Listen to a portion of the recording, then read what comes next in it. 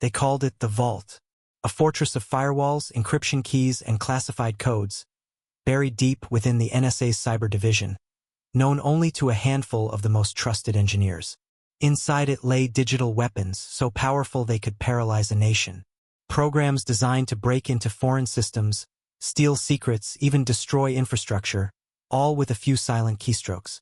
The division behind it? Tailored Access Operations, or TAO. The NSA's elite hackers.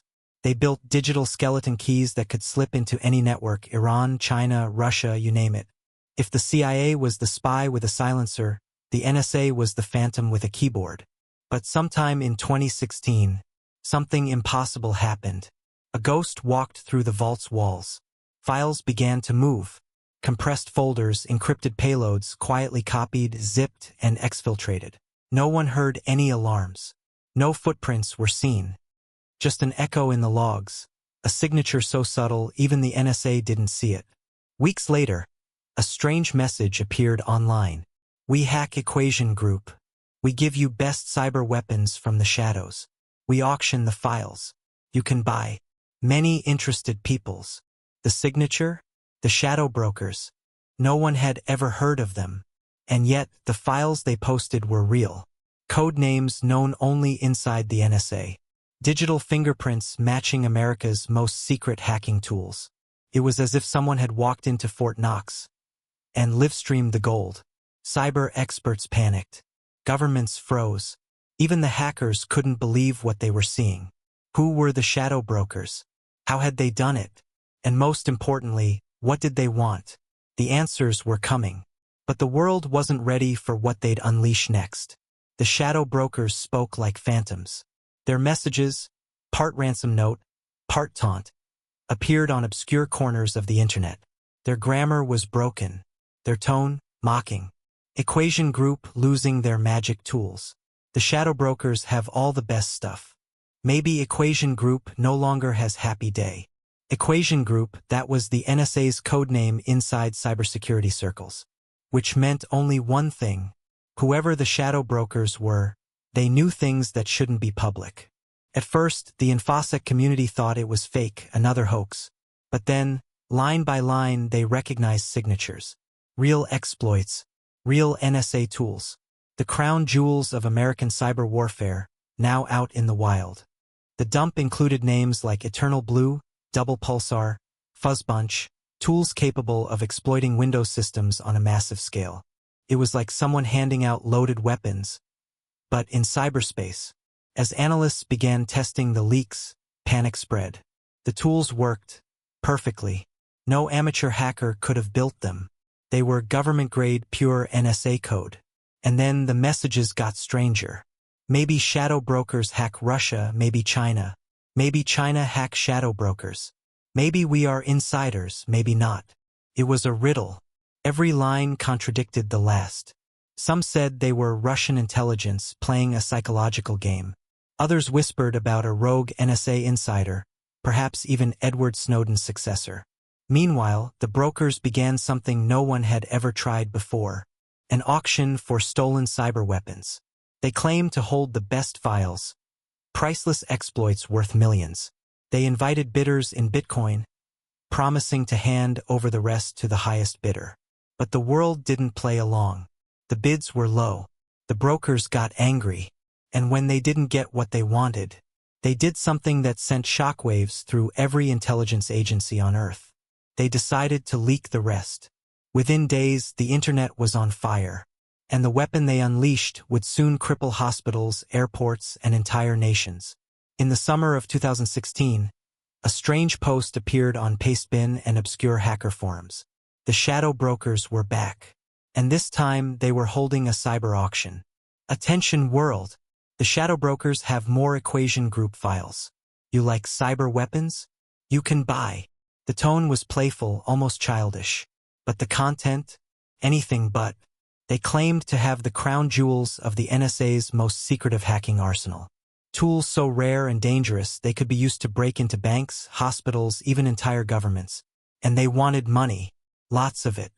The auction started at 1 million Bitcoin, a number so outrageous it felt like satire. But that was the point. The shadow brokers weren't just selling files. They were mocking power itself.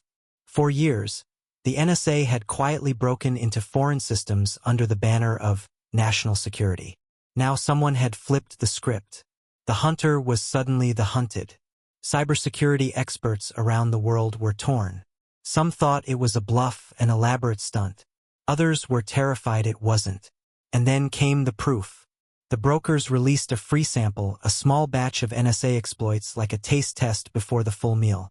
The sample included tools like Eternal Romance, EPME, and Double Pulsar, names that meant little to the public, but in hacker circles they were dynamite. These weren't rumors. They were real, working exploits, capable of punching holes in almost any Windows system on Earth. Security researchers scrambled. Corporations tightened firewalls. But deep inside the intelligence world, alarm bells were blaring. Because if the shadow brokers had these, then what else did they have? No one claimed the files. No buyer emerged. And when the bids failed to meet expectations, the brokers did what no one thought they'd actually do. They dumped more. More code. More 0 days. More chaos. One post read, "If no people's paying, the shadow brokers giving away for free. So everyone having." It was digital anarchy. NSA's tools, once guarded like nuclear weapons, were now public property. Theories exploded. Was this Russia flexing its cyber muscles before the US elections? Was it an insider like Snowden? Or perhaps a group of disgruntled ex-contractors, turning revenge into spectacle? No one knew. And that uncertainty, that fear, was exactly what made the shadow brokers so powerful. Because fear is the oldest weapon in espionage. And somewhere, in the quiet of a data center in Maryland, NSA analysts watched as their secrets, their life's work, were auctioned off to the highest bidder. Or worse, given away for free. But the worst was yet to come. Because soon, those stolen weapons would find new owners and unleash chaos no one could contain. It started quietly, just lines of code copied, modified, repackaged. And then boom. By May 2017, the world witnessed the single largest cyber attack in history. A new ransomware called WannaCry began spreading across networks like wildfire. It locked up computers in hospitals, banks, airports, demanding payment in Bitcoin to unlock files. The attack crippled Britain's National Health Service. Ambulances were turned away. Doctors lost access to patient data. Surgeries were cancelled mid-operation. All because of one tool. The same exploit the NSA had built to infiltrate foreign systems. Now turned against the world. And where did Eternal Blue come from? You guessed it, the shadow brokers' leaks. The irony was brutal. America's secret weapon, designed for control, was now uncontrollable. Within days, the attack infected over 230,000 systems in more than 150 countries. Factories stopped. Train stations froze. Entire governments went offline. Analysts traced it to a modified version of the NSA's code, weaponized by another actor, North Korea. It was digital dominoes, one theft triggering another. Then came NotPetya, disguised as ransomware, but in truth a wiper meant to destroy, not profit. This one was blamed on Russian state hackers. It tore through Ukraine's infrastructure, crippling banks, power grids, and even shipping companies like Maersk. The total damage? Over $10 billion. All traced back, again, to the same root, the stolen NSA tools. For the first time in history, the tools of one nation's intelligence agency had been turned into global weapons, used by rivals, criminals, and rogue states alike. And the shadow brokers? They sat back, watching the world burn. Governments scrambled to patch systems. Microsoft, for once, publicly criticized the NSA, comparing its hoarding of exploits to losing a stash of biological weapons. The company's president said, "This is equivalent to the U.S. military having some of its Tomahawk missiles stolen." The NSA said nothing. No statements. No denials. Just silence, thick and heavy. But inside Fort Meade, the reality was undeniable. Their secrets were gone. Their credibility shattered. And somewhere out there, in the endless corridors of the internet, the shadow brokers were still whispering. The equation group still losing control. We have more. Always more. The world had entered a new age. where a few stolen files could cause more destruction than a missile. But the question still haunted every investigator, every analyst, every intelligence officer. Who were the shadow brokers? Because until that question was answered, the war in the shadows had only just begun. By 2017, the NSA was in panic mode. Their secrets were everywhere, in ransomware, in hacker forums, in the news. Someone had opened the vault. And now, the agency that prided itself on knowing everything realized it might not even know itself. Inside Fort Meade, analysts were burning through sleepless nights, trying to trace the leak. Every login, every file transfer, every cleared employee. They combed through terabytes of activity logs, searching for a digital fingerprint, a clue. And then, one name surfaced. Harold Thomas Martin III. He wasn't your typical hacker. Martin was a quiet, middle-aged Navy veteran, soft-spoken, intelligent, and deeply patriotic. For 2 decades, he'd worked with some of the most classified data in America. But in 2016, FBI agents raided his home in Glen Burnie, Maryland, and what they found was staggering. Stacks of classified documents, hard drives full of NSA source code, even physical boxes of printouts from top-secret programs. The inventory ran over 50 terabytes of data. It was, by some accounts, the largest theft of government secrets in U.S. history. If this was true, then maybe the mystery was solved. Maybe he was the shadow broker. But as the investigation deepened, things didn't quite add up. Martin was no mastermind. He wasn't living large. He hadn't leaked the data or sold it. He just collected it, like a digital hoarder, piling up secrets he never used. He told investigators he'd taken the files to study them, to make himself better at his job. He claimed he never meant harm. "I know what it looks like," he said, "but I wasn't giving it to anyone." Was it possible? Could the biggest leak in NSA history be the result of sheer obsession, not betrayal? The FBI wasn't convinced. They pressed harder, tracing timelines, comparing file hashes. But while Martin sat behind bars, the shadow brokers kept posting. Their messages continued, mocking, taunting, dripping with arrogance. Still no one catching the shadow brokers. Still NSA losing control. The conclusion was chilling. If Martin wasn't the broker, then the real thief was still out there.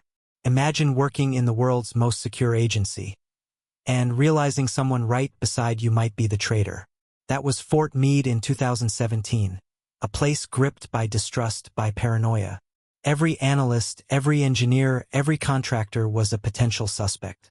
And all the while, outside those walls, the world kept burning. But there was one pattern that the analysts couldn't ignore. Every leak, every message from the shadow brokers seemed to align with global political moments, especially U.S. tensions with Russia. The puzzle pieces were starting to form a shape. But what that shape revealed would terrify even the most hardened spies. The shadow brokers always wrote in broken English, erratic grammar, half-riddles, half-threats. Felt like a performance. And maybe it was. Cybersecurity experts began to notice patterns in the code, the language, even the timing. The leaks seemed strategic.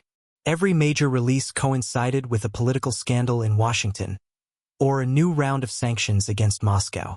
Coincidence? Or something darker?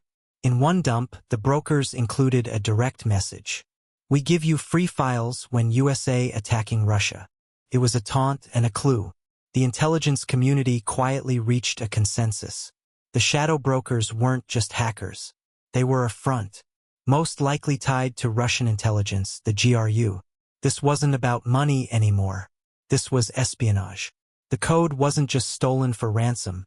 It was being weaponized for influence, a subtle act of digital warfare. And it worked. The leaks humiliated the NSA, strained U.S. alliances, and eroded trust in American cybersecurity. Each new file drop was a message. We can break you from within. But still, the world wanted proof. Who exactly were the shadow brokers? And how did they get the files in the first place? Some theories pointed to an insider leak. Others to Russian infiltration. But there was also a third, more unsettling theory that it was both. Maybe the Russians didn't steal the tools directly. Maybe they simply found them after the NSA's own security lapse. Because the truth, as investigators later discovered, was that one of the NSA's private contractors had left an unprotected backup of classified data online. A simple mistake, a forgotten folder, a door left open, and through that door someone, perhaps Russian intelligence, walked right in. That's how fragile the balance had become. Years of secrecy undone by one careless moment. Think about it. Billions of dollars, thousands of analysts, cutting-edge surveillance tech, and in the end, the thing that broke the system was a single unsecured server. By 2018, the shadow brokers had vanished as suddenly as they appeared. Their website went dark. Their last message was cryptic, almost poetic. It's time to go. The world not ready for what's next. Then silence. No one knows if they were caught, killed, or simply moved on to another name. But the damage remained. The NSA's crown jewels were still out there, circulating in the wild, used by state hackers, criminal gangs, and rogue coders. And every time a new ransomware wave hit, analysts whispered the same words. This has shadow brokers' fingerprints. The story had come full circle. The agency that once prided itself on knowing everything had become a ghost of its own making. And the rest of us? We were left to wonder how much of the internet we trust is already compromised. Because if the NSA could be breached, who can't be?